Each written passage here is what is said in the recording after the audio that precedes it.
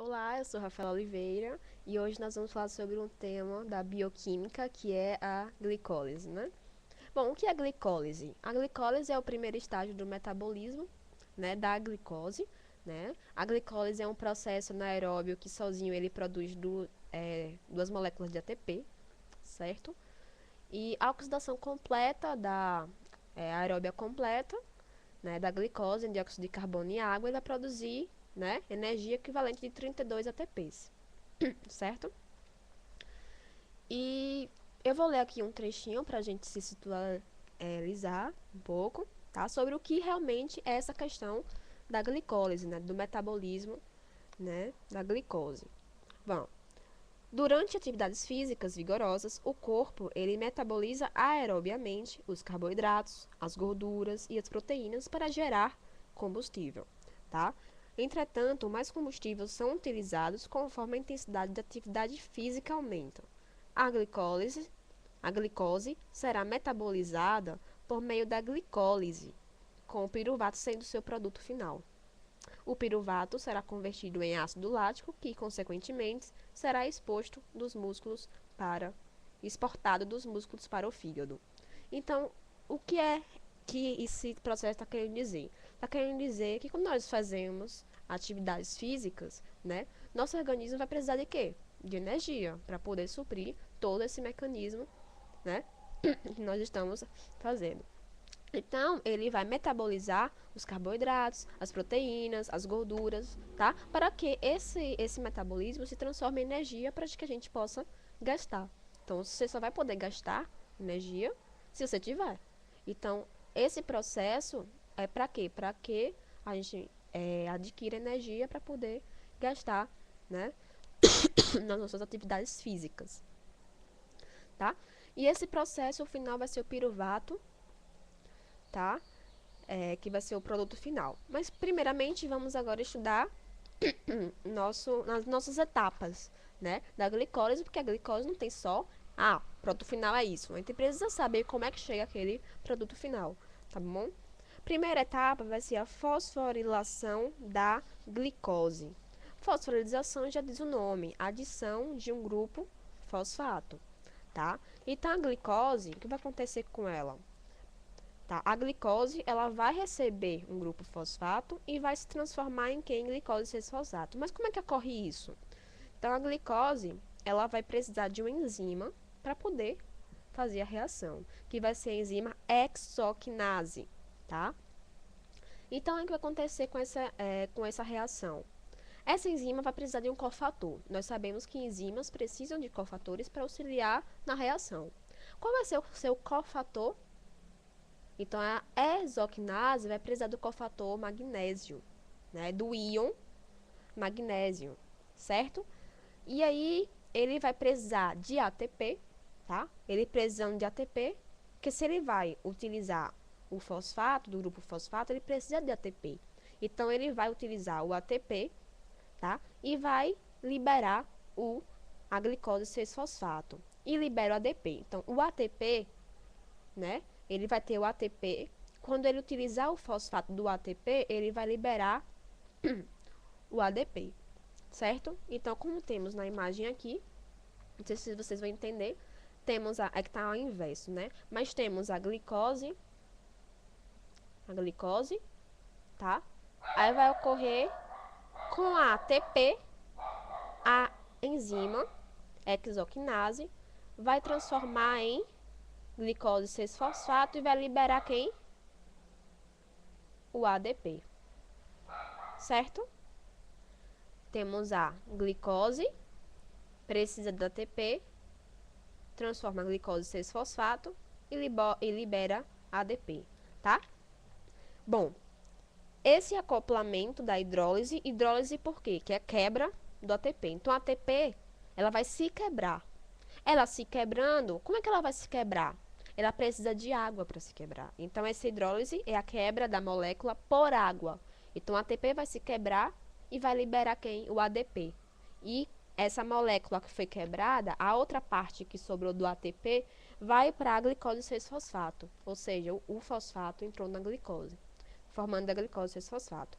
Essa reação tá? A hidrólise do ATP é exergônica, tá? E a glicose, a fosforilação da glicose é endergônica, ou seja, ela absorve energia. Só que em geral, essa reação em geral, nós chamamos de exergônica e é praticamente irreversível, certo? Bom, a segunda etapa vai ser a isomerização da glicose.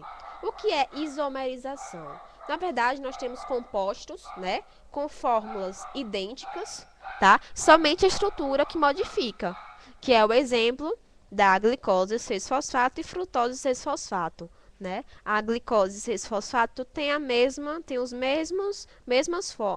fórmula da frutose 6-fosfato, só que a estrutura muda, tá? Então, a isomerização da glicose, né, 6-fosfato, vai gerar frutose 6-fosfato, que só vai o quê? Mudar a sua estrutura. Então, a única coisa dessa segunda etapa é isso, a mudança na sua estrutura, mas ela vai ter os mesmos compostos, tá? As mesmas fórmulas, na verdade, certo? Elas vão ter fosfato?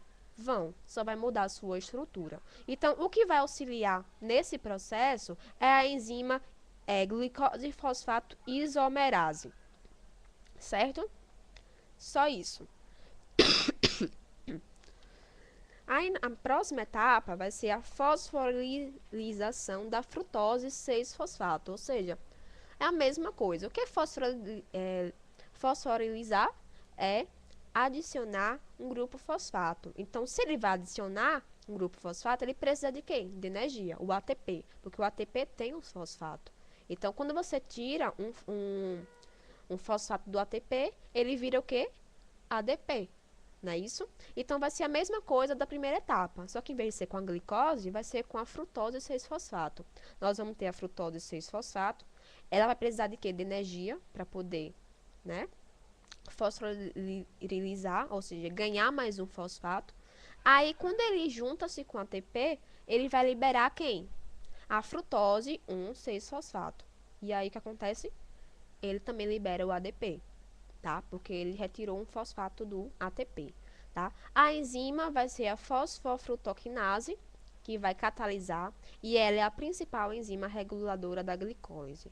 E o seu cofator também vai ser o íon magnésio, certo? Então, aqui tem a imagem, tá? A glicose 6-fosfato, ó.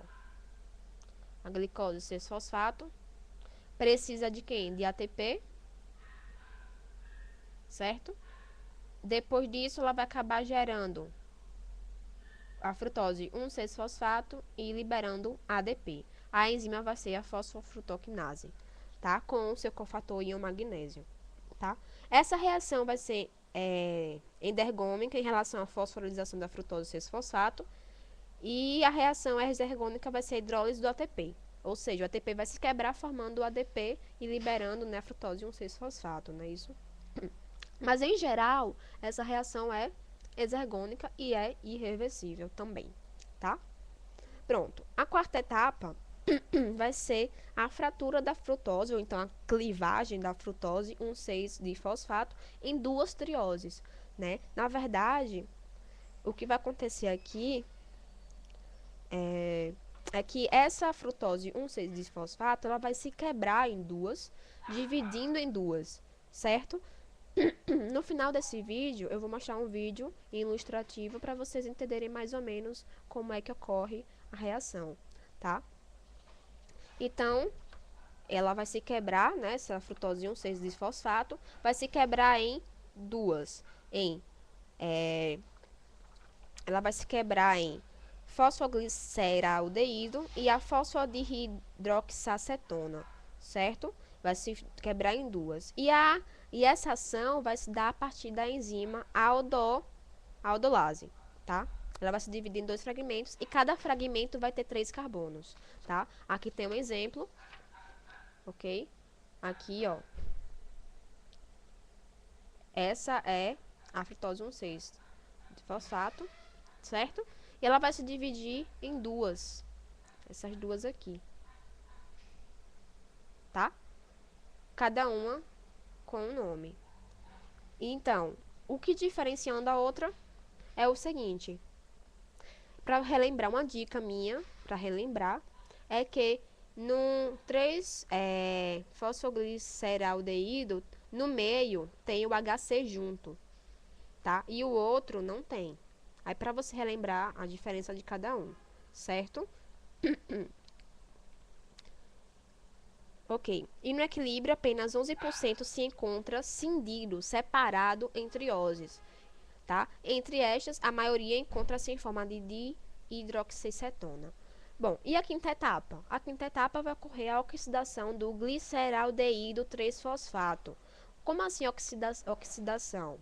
Ela vai perder elétrons, vai ocorrer a transferência de elétrons. Só que quando ocorre isso, primeiramente, né, nós vamos ter, lembra que no frutose 1,6-fosfato, ela vai se dividir, né, e vai transformar o dihidroxacetona fosfato, ela vai ser convertida também em gliceraldeído 3-fosfato, para ocorrer o processo. Então, mesmo ela sendo transformada em outro, ela vai ser convertida em gliceraldeído 3-fosfato. Certo? Bom, então aqui, primeiramente, a dihidroxiacetona fosfato é convertida em gliceraldeído 3-fosfato. A enzima que vai catalisar essa reação vai ser a triose fosfato isomerase, certo? Bom, aí a oxidação. Como é que se vai dar a oxidação? Bom, a oxidação, ela vai se realizar a presença de fosfato inorgânico, né, em que ela vai ser catalisada por uma desidrogenase, que vai ser a enzima, que tem o NAD como o cofator. Então, essa enzima vai utilizar o cofator o NAD, né? Então, durante essa etapa, uma energia vai ser liberada pela oxidação e é transferida para a formação da nova ligação fosfato, que é rica em energia. Então, ó, nós vamos ter aqui, na imagem, se vocês podem perceber, temos a imagem aqui, certo? O fosfogliceraldeído, aqui, ó, cadê a imagem aqui?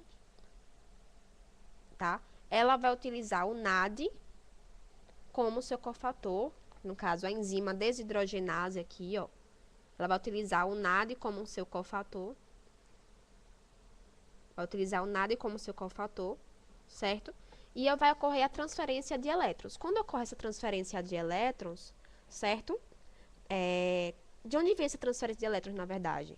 Vem do 3-fosfogliceraldeído, tá? Quando ela se une, o 3-fosfogliceraldeído, que nome complicado, ela vai se juntar ao NAD. Quando ela se junta ao NAD, ela vai ocorrer a transferência de elétrons, tá? Por isso que nós chamamos de oxidação, porque ela vai transferir seus elétrons para o NAD, tá? Então, quando ocorre essa união, vai ocorrer o quê? Uma energia vai ser liberada.